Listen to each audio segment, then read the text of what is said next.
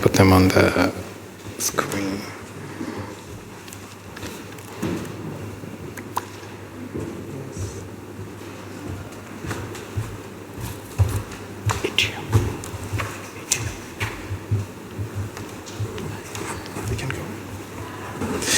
Okay, yeah, so here's the panel, and I will, at this point, hand it over to Gilles. Yeah. Thanks, everyone. My name is Gilles Jimmer, and yeah, I will be moderating this panel on parameter and resource efficient development of and use of large language models. We have a very nice panel here of people with different set of I would say experience in that domain. I won't give a thorough introduction, but just a brief one, and I will let you guys go deeper. I think we have first Neha Gupta. I hope I'm pronouncing well. Yeah, from research scientist at Google. We have Bonaventure, who is a PhD student at McGill. He's also affiliated to Mila. So we have, is Nilufar? Okay, great. I got it. Postdoctoral scholar, at the Paul G. Allen Center for Computer Science and Engineering at University of Washington. And then we have David Adelany, an incoming assistant professor at McGill School of Computer Science, and also a co-academic member at Mila. So welcome everyone. If you want to add maybe a few words about yourself, I will just give you the floor. All right. Thank you very much for inviting me to the panel. I primarily work on NLP for low resource languages and low resource settings. Thank you for the invitation. Hi, thank you for the invitation. I also work on low resource languages like David, but I'm trying more to go a little bit theoretical, combining tools like active learning and Bayesian optimization to build more efficient and resource efficient language technologies. So yeah. Hi, thanks for having me. I mainly work on privacy and safety and data protection. I also work on multilingual language modeling, memorization of low resource languages lately, actually, yeah. Yeah, I'm mainly interested in efficiency, and I'm particularly working on the efficiency on the inference side, how to make them run faster, language models. Thanks everyone for accepting joining this panel. So I will start right away. You, Neha. I mean, we have all seen that storm coming from ChatGPT, and I think it was kind of surprising for everyone. And then everyone was wondering how big is that model, and suddenly, recently, we heard the CEO of NVIDIA saying something like 1.8 trillion, something like that. Is it exciting? Or is it scaring?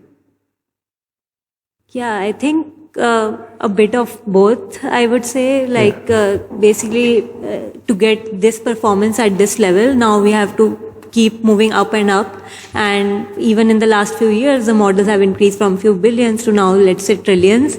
And if these keep scaling up, then yeah, it's like how much resources we need, and even like other people, if they have to compete with the like big companies who have the resources, then it becomes really hard for everyone. And even for everyone, it becomes really hard, because if we just have to keep increasing the model size to just get more and more out of it.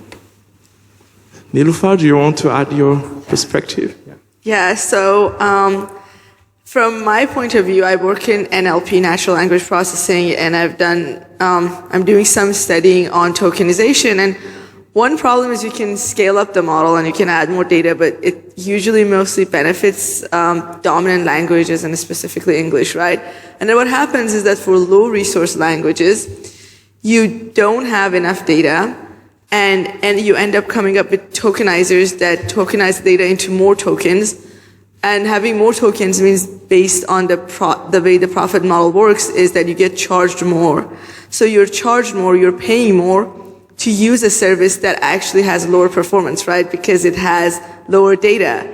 So and this is actually, there's a paper from our lab. I'm not an author on it, but it's from Oreva and Yulia, and I don't know the other co-authors, but they show that there is this huge cost discrepancy because of this tokenization problem. So you're getting better performance, but on what languages? And no one really does the cost analysis that much, because we usually focus on English, and English, like the amount to use it for our benchmarks, is something that academically we can pay. But then as soon as you go to other languages, you end up getting nonsense performance at like a high cost, which is really not that much of an improvement, right? So is it really better? I don't know. Thanks. Bona? I think they've already said pretty much of everything that I could have thought of. It's both exciting and scary, especially if we look at those quoting emergent capabilities. But it also boils down to how well it does in like other languages, because I was at the NLP workshop, and primarily there was a speaker who was stating that there on Wikipedia there's been a page, and it states that overall on the internet there are kind of like 30 or something languages that are mostly represented. And from my perspective of an African researcher, there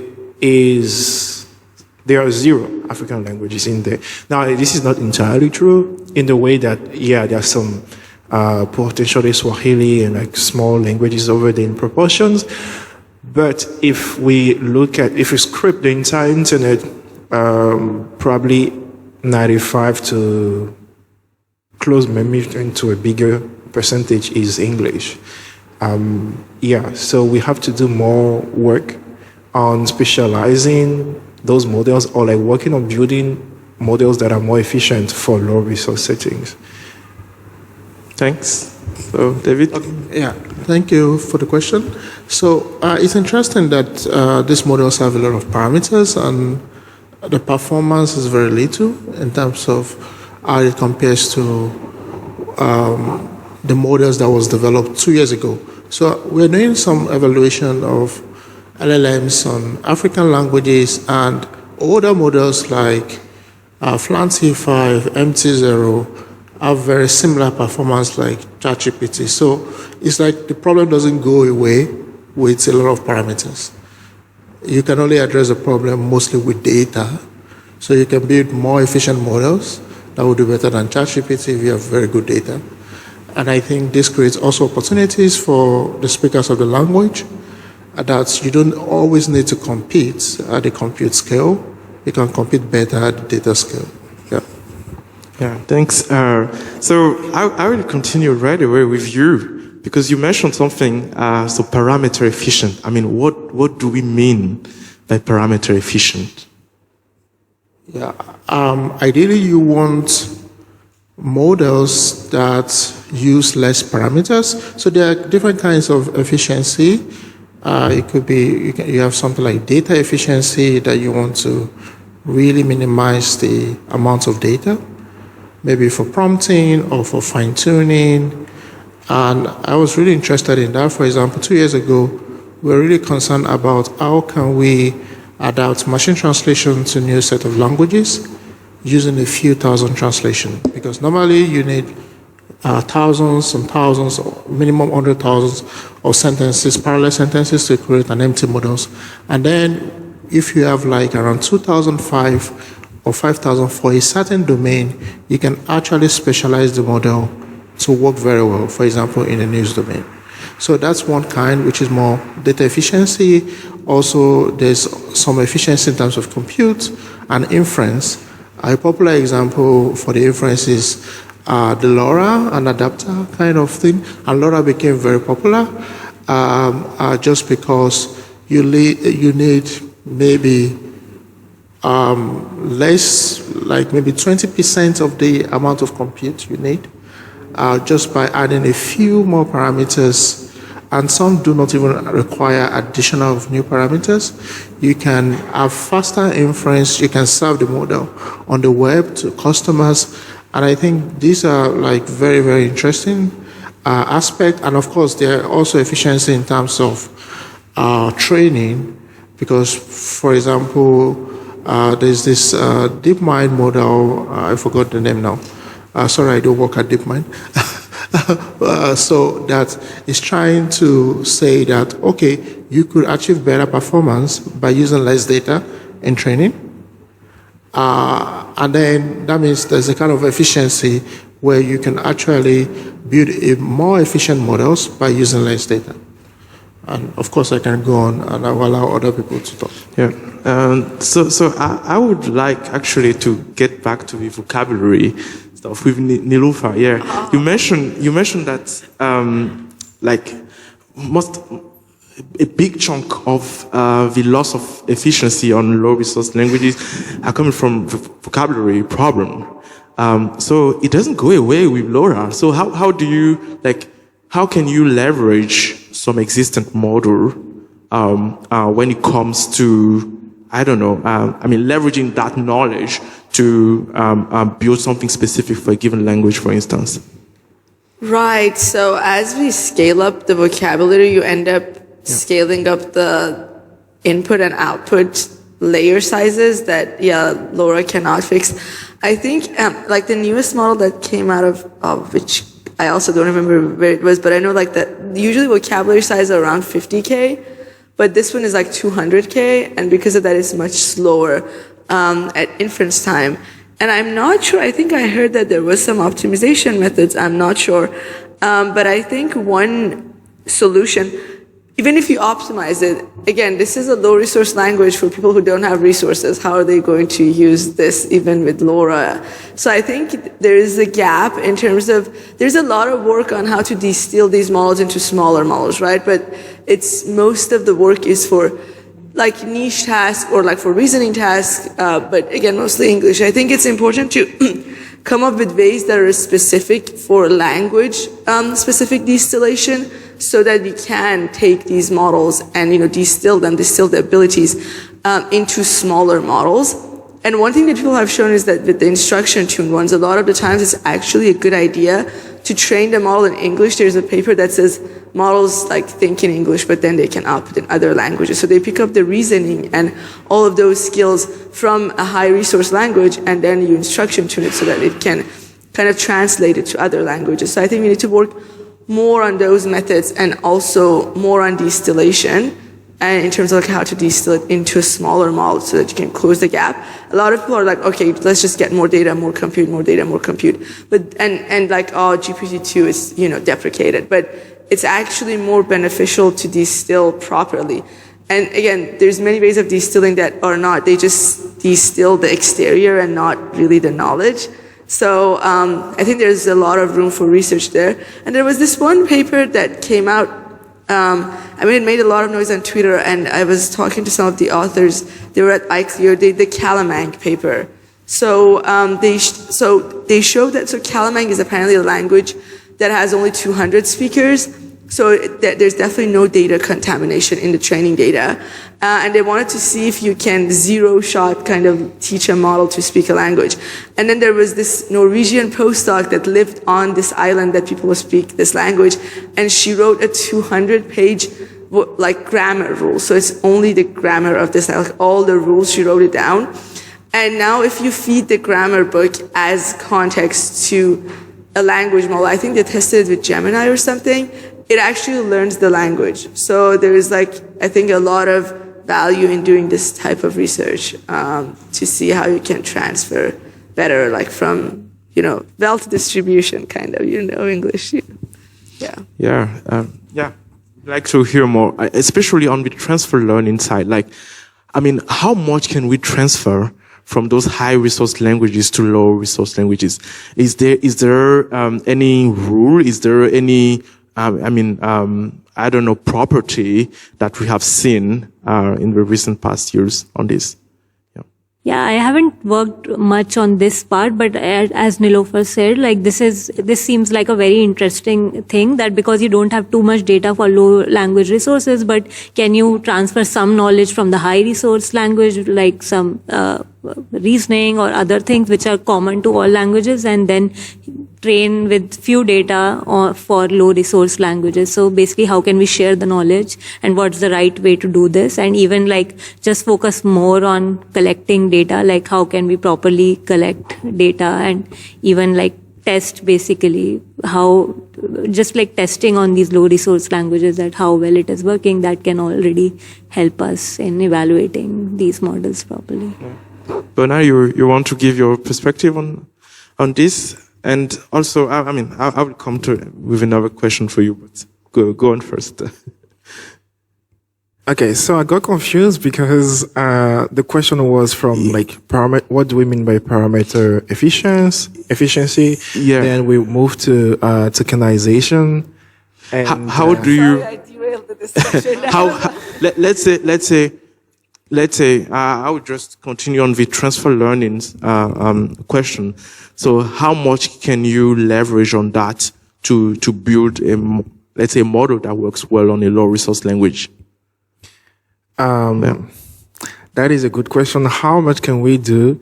I guess there are several papers that have tried that for African languages, low resource languages. Davis was talking about a few thousand translation can go a long way paper. There've been many others as well, like on the news domain and everything. So it might come down to maybe targeted domain specific applications, because we have also to think that it's not like a one model for all. There have been some work, for instance, that were presented at the African LP that showed that if you consider maybe 4 languages, including English, and you take the average, for instance, yeah, ChatGPT performs well, but if you look at the individual scores, on other languages, except English, it does quite worse. And also other works that leverage good data quality have also shown that you can actually use very small models and still outperform the ones that have trillions, billions of data of like parameters, which I still cannot comprehend like how many parameters, why we are still scaling up. For me, is not the right way to go. But yeah, that's as far as like we can transfer, and maybe it also opens the way to the path to find out new ways to transfer, maybe thinking about how we human do and how we human adapt. For instance, I spent all my high school years in Benin, and then out of nowhere, I had to go and study theoretical mathematics in Russian in Russia. So there was a big jump. How did I do?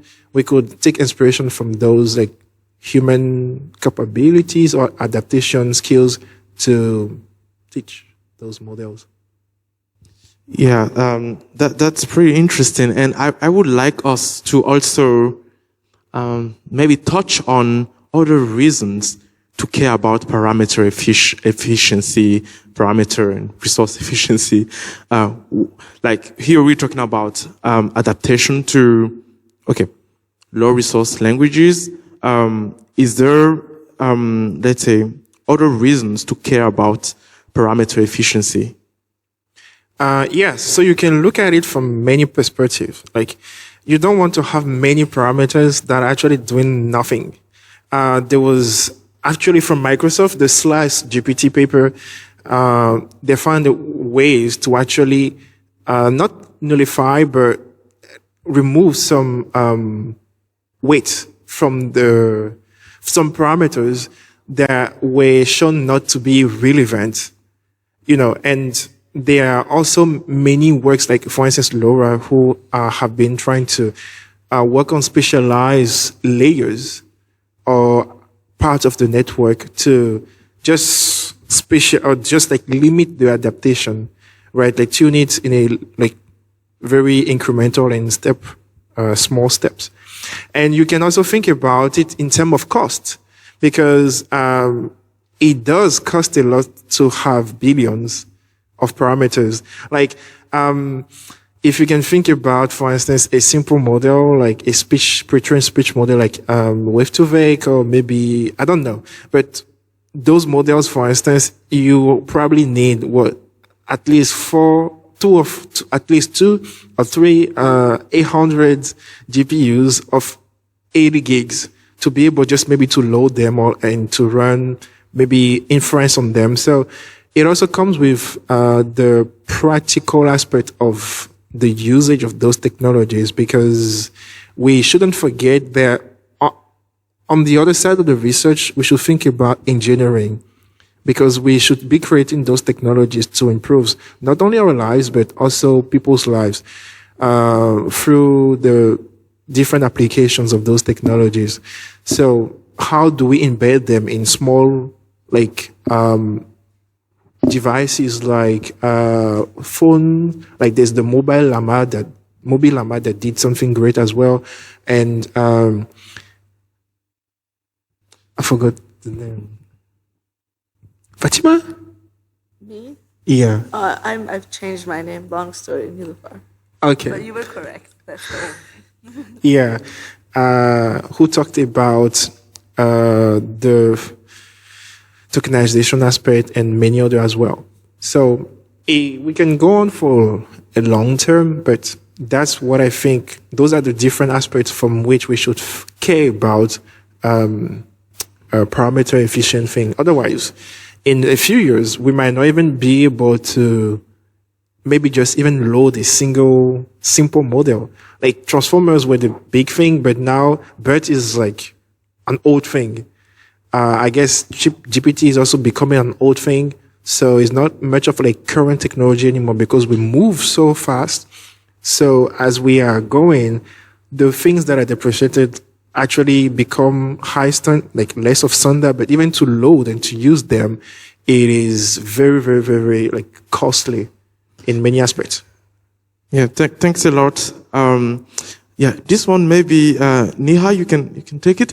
I'm wondering, are there problems where you think that we intrinsically need to start with a very complex model? I was just asking a question about it, before, let's say, trying to simplify it.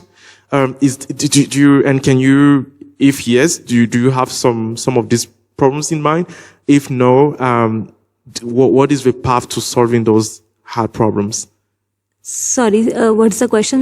So the questions is, do we need to sometimes to start with a very complex model, in order to get to that efficiency? Or do you think that we can already embed that efficiency at the very beginning?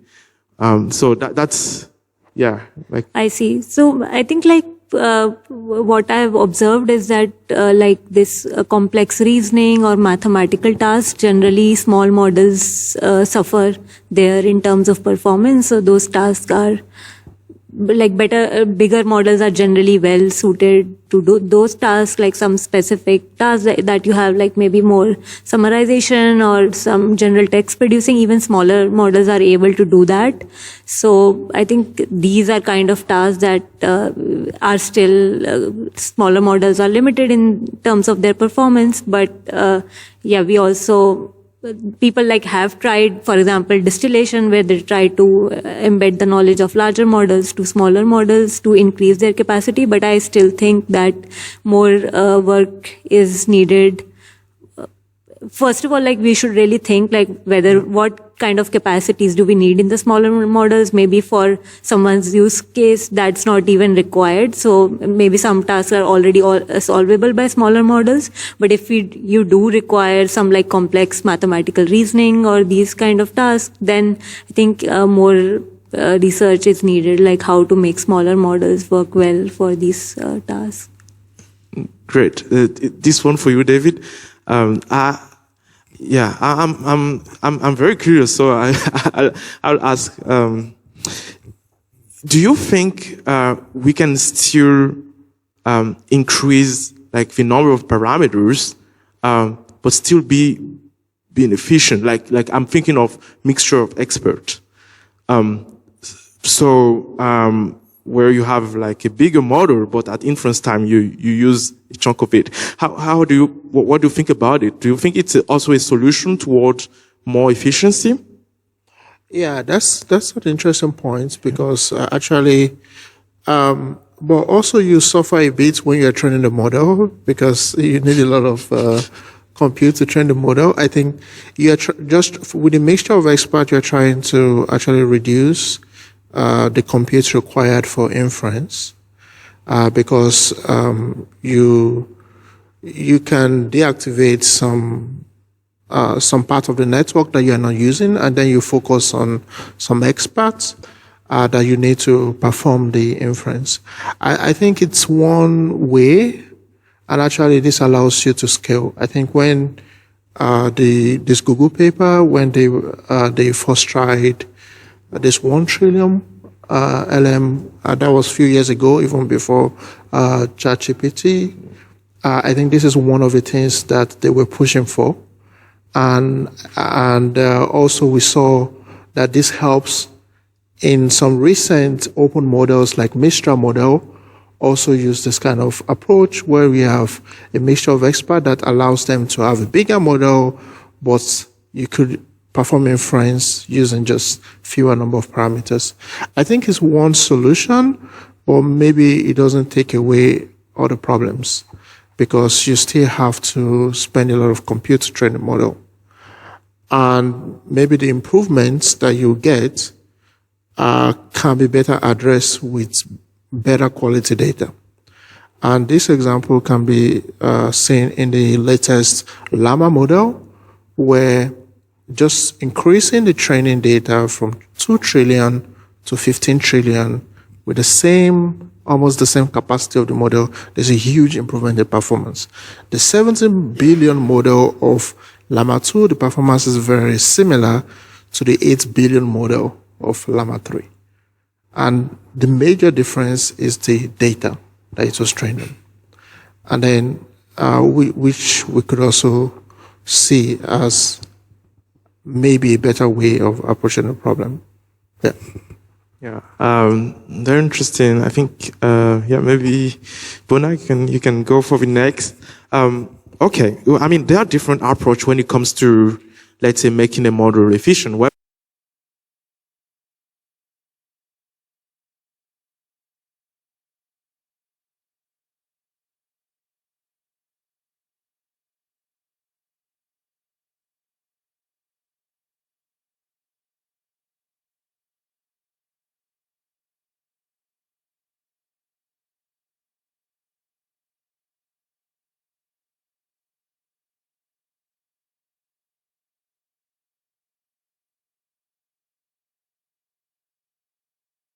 The most demanding one is the multiplication being done, being removed, and it comes back to additions. So when you have that efficiency, do you think that a big model can still be something we consider, at least for hard problems? So the question is about quantization. So the question is, let me come back to it. The question is, quantization allows you to reduce hugely the amount of resource you even need during training or during inference. If we can do computation at 1 bit, do we still have the same challenges? Like, because we have been discussing, usually most of the models are trained maybe with, 16 floats or something like that. So do we still have those challenges, or do we have other challenges on that direction? Yeah, I think there are still challenges there. For instance, there's a China llama and alpaca paper where they extended like the tokenizer. I mean, the main thing they did was extending the tokenizer to build a new customized Chinese tokenizer and then merge it with llama and then do some continual pre-training and then after perform some standard fine tuning. And he had shown like good improvement over the base llama model. And over there, they also like leverage different like quantization approaches. I'm not an expert I don't know much about that, but I think those are tricks. Those are tricks, especially, for instance, we also have like RAGs. Those are tricks, to work and to improve the performance. But what if we shift the discussion to, thinking more, like less thinking about trick and trying to build algorithms that are actually learning those principles? Like, if you want to be good at multiplication, learn the principle of multiplication, train yourself good enough, right? Don't learn maybe some tricks that, oh, okay, if you have this table of multiplication of maybe 5, then it means that, as you are going from 1 to 9, maybe, the result on the other side should be decreasing. You know, sometimes I see those like tricks of like multiplication tables. So I think we should think about ways and algorithms that help us to learn those principles, that will reduce the parameter issue, which I don't think will be resolved by scaling. So scaling is not all you need. Yeah, so that's what I think. We need to shift the discussion, from like finding tricks, which work incredibly well for now, but on the long term, we don't know. I'm not sure if it's still going to be working that well on the long term. So we need to come back to the fundamental aspect of things and keep working on it. I'll give you opportunity to Nilfa and Neha to also touch on this before we take some questions from the audience. Yeah, so this is a very good point, and I was going to like build on something similar. So this is a very good build up. That's a very good point that, you know, models learn shortcuts, or we create band-aid kind of responses. So they work on other languages, and like, is the model really reasoning, or has it memorized something and it's regurgitating it? And that's really something that we still don't know, like what is the real difference. But what happens is, like you mentioned, complex models and then quantization. Like, one thing that I have observed is when you quantize a model, like people say that, oh, you know, we quantize it to 4 bits, 2 bits, and it still has the same performance. And it's usually for tasks like simpler generation. For the reasoning type of tasks that I work on, which is more social reasoning, the performance does really degrade. So it's not the same thing. Like, it's really not the same model anymore. And one thing that I wonder is, can you really, if you just quantize it without anything, well, there is some knowledge that is going, like, you're losing bits of information.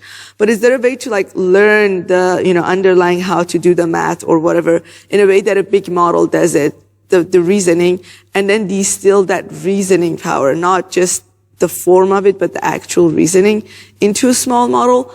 I don't really know if that's even doable, but that is something that is like the underlying question that needs to be answered. But yeah, but most of the quantization or like any form of compression models that I've seen, they keep good performance on simpler, like 0 degree of order reasoning tasks. Like, as soon as you make it more complex, then you see that the performance degrades. And sometimes there's even a cutoff. It's like, oh, it just doesn't do anything. It's not that like it's gracefully degrading. It just doesn't work anymore. Yeah. Yeah, I think I don't have too much to add, but I agree that like we can add some of these methods post hoc to improve the performance. Maybe we can match on our performance, but like thinking from a fundamental perspective, that how we can actually train these smaller models to get whatever task we want, that would be we need more work on that direction. Thanks a lot. I mean, I have many more questions, but time is flying. Is there any question from the audience? I think we will use this. So you just raise your hand and.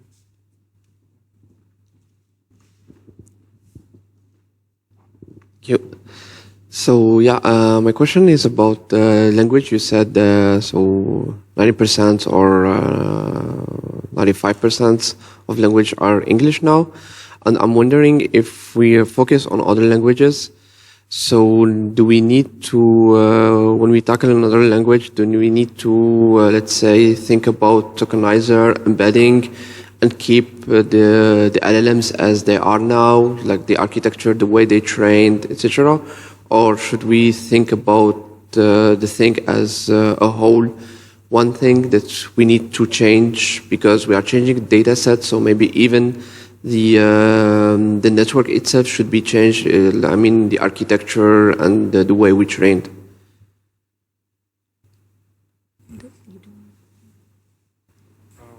I don't know if it's clear. Okay, so I'll start and my peers will follow up on that. I think one simple rule is like, okay, it's not simple. It might be sometimes dumb and we shouldn't stick to it, but don't change what works, right?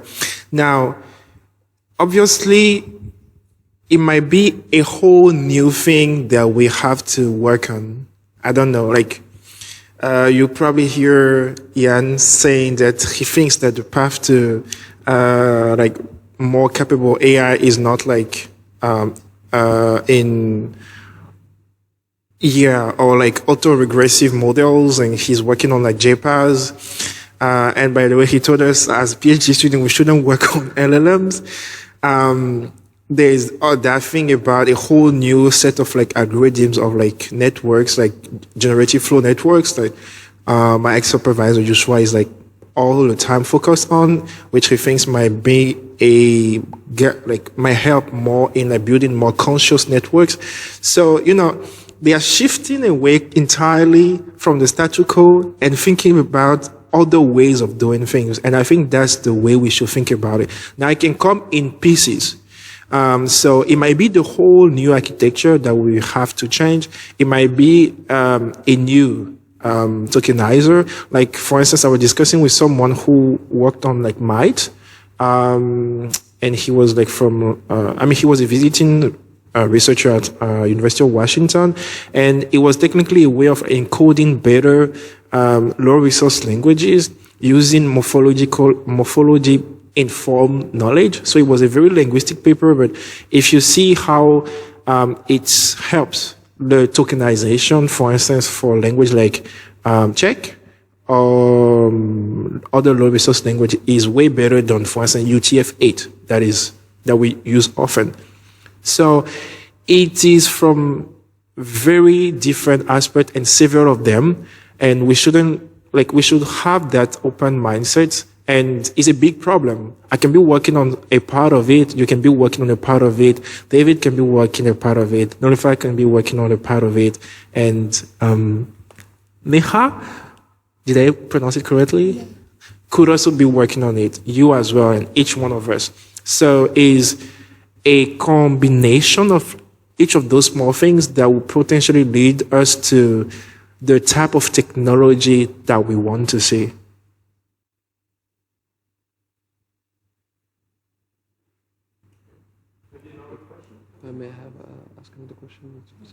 If I may have asked, it's it's a general question. So, yeah, it just I'm wondering if I made the analogy with CNNs back in 10 years ago. We had in 2012 AlexNet, and we saw that we get good performance with AlexNet, but the problem with AlexNet was very big for nothing. So all compression methods, for example, work very good on it because we can recompress it. It was very big for nothing. And you think it's the same thing what is happening now with LLMs, or they need to be that huge? They need to get all these parameters. I'm not about a huge thing. Okay, I think it can be both ways. It depends on the task. Like Nia was saying, if you want to do more complex reasoning task, you tend to need a bigger model. But if you just want a simpler task, for example, it's kind of strange that we want to use Mistral for sentiment classification when you could use a simpler model. So I think this idea that we have to solve all tasks with a big model, I think it's not necessarily true. For simpler tasks, you should use the simpler models. And then actually, we have another workshop at African OP, and someone was talking about if you're building a consumer-facing technology, some of the rules and very old tricks, you still have to use them than using a very big model, because actually you cannot even serve this model. And then in the context of speech, you still need things like phonemizers, you still need like dictionaries and all that. So they are like old tricks that people have used for many years, but actually in practice, you still need them. And I think we should think about the problem not as if we need one big model to do everything. And I think it's a better way to approach things. Yeah.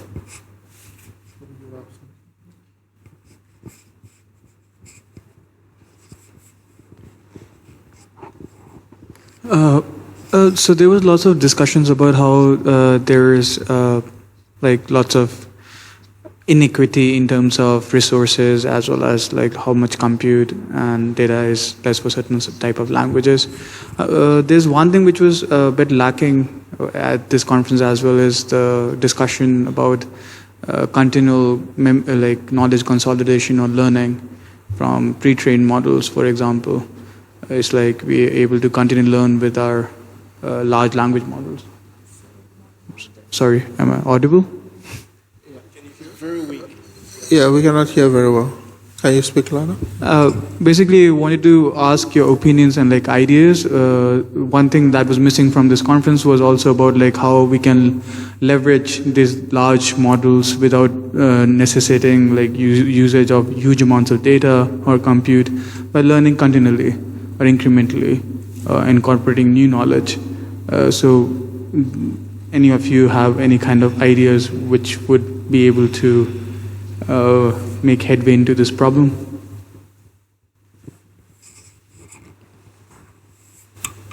The only thing I know is the Calamang example that I made earlier, that they just wrote the entire grammar book, which is like, few rules compared to the entire language, and then they used it as a context in a prompt to get the model to know the language, and apparently it works well.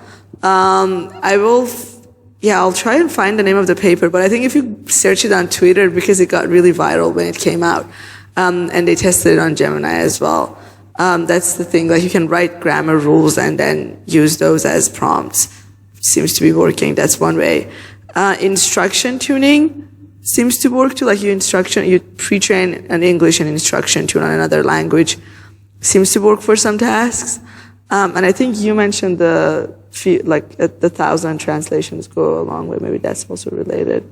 But yeah. Okay, so one learning paradigm that I'm very obsessed about lately is probably active learning, that I think has a lot of potentials, but I barely saw 10 papers on it.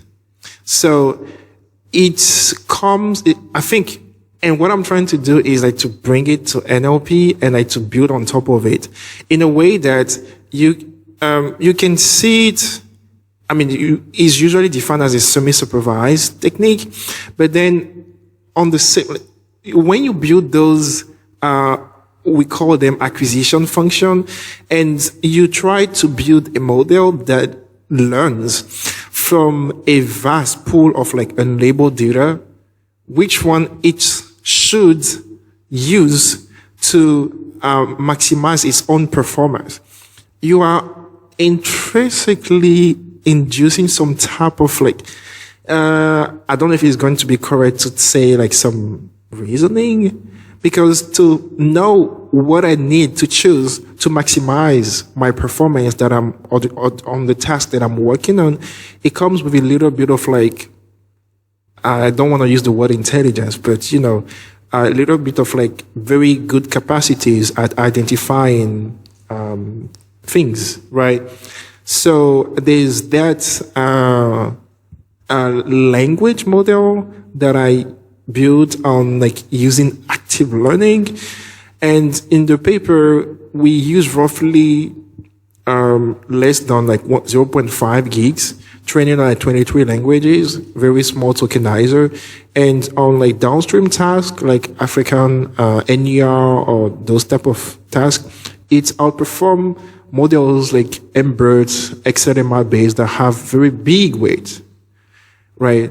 So it's also a way to think about it as the way human learn, like in a feedback loop. You know, you start with something small, then you test your knowledge on a very specific, task.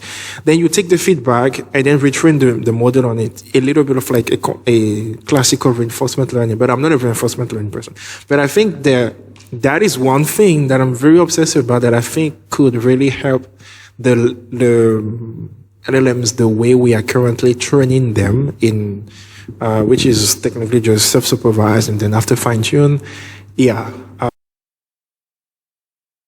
I'm crazy about that. Nobody talks about it, but I think it's going to be a good thing to explore. I have a question for all the panelists. Which kind of aspect related to low resources settings you are using in your current research today? So what do you mean? Which kind of the aspects of low resources you are using in your research today? Yeah, so I am particularly focusing on the inference side, like how to get, basically these models are very expensive to run during inference and we have to run inference so many times for different tasks. So like I'm working on how do you make inference faster, and like some of the method that I've been exploring is related to this, that smaller models can do actually most of the tasks, whereas harder models may, like you need bigger models for some specialized tasks. And how can you use these multiple models with different capabilities in conjunction, that you want to use some larger models for some complex tasks, but otherwise you can just get away with using a smaller model. And other kind of, I'm also exploring other approaches where you can use these models in together to get a better model, but with reduced cost. I want to let others go first and then I'll go, because I feel like my research is less related directly, but yeah, I'll see if I have anything to add on once other people go.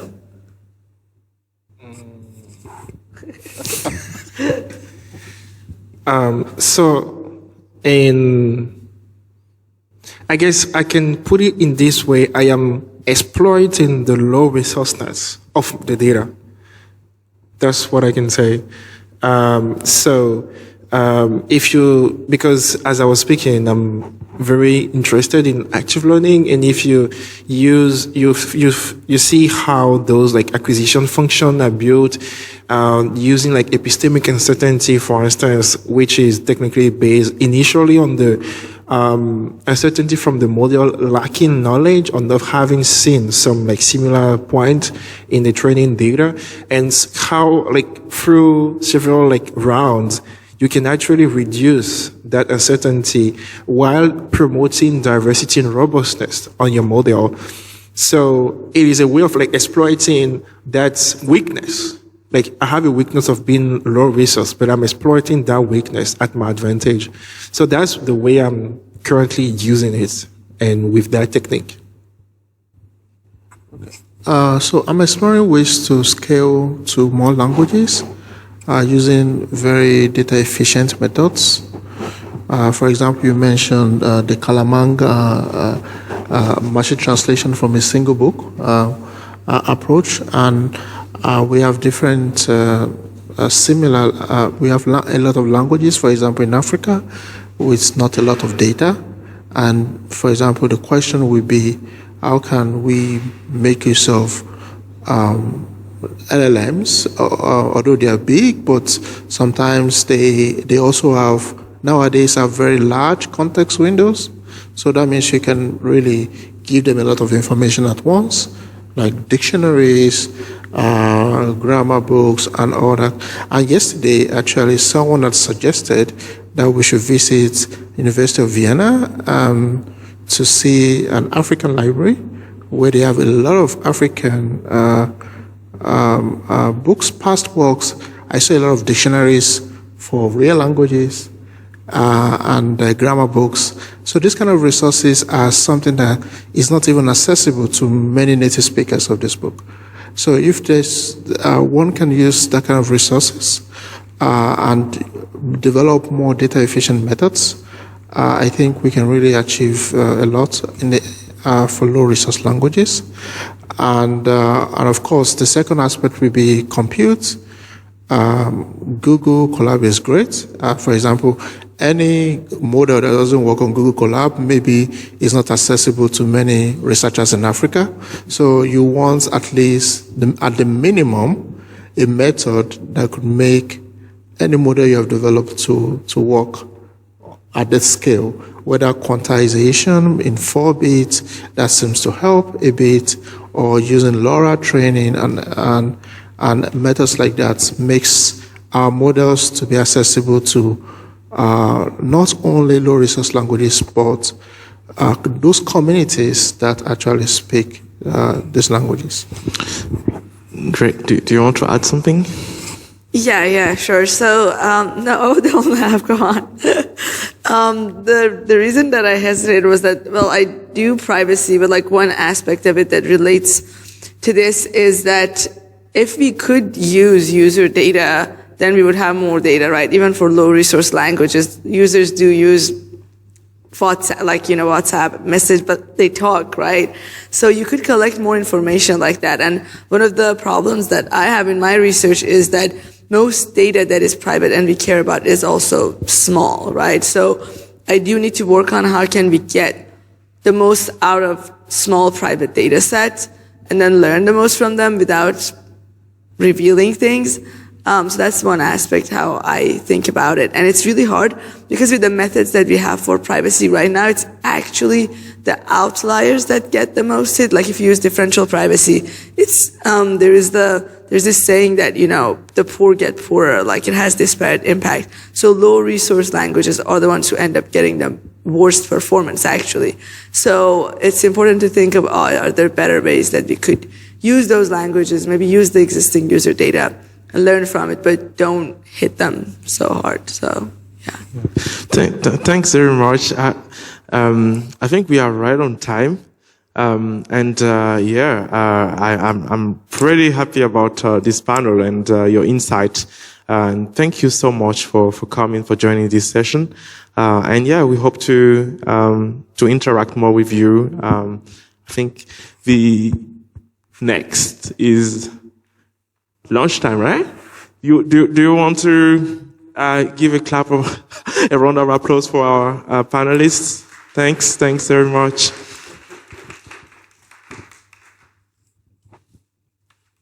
I learned a lot from the stuff you said, but I have a question.